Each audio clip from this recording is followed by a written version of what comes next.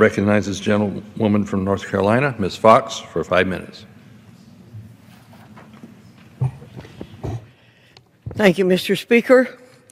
Last week, the House passed legislation to extend a number of individual and business tax provisions that expired on December 31, 2013.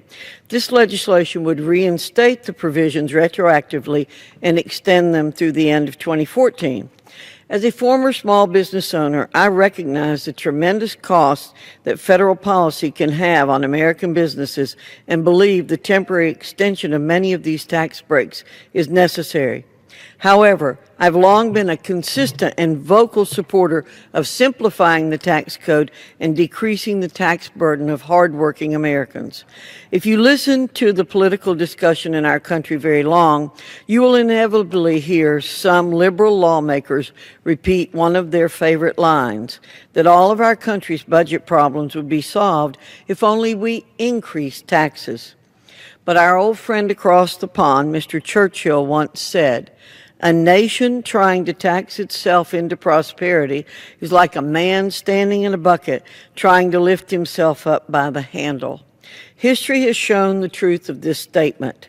Increasing taxes increases government spending and crowds out private sector investment, diminishing our prosperity.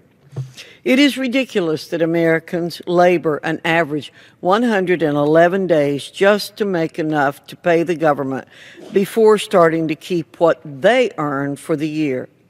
At 70,000 pages long, the U.S. tax code is also far too complicated. It is almost 5 times wordier than the Bible, minus the grace and mercy.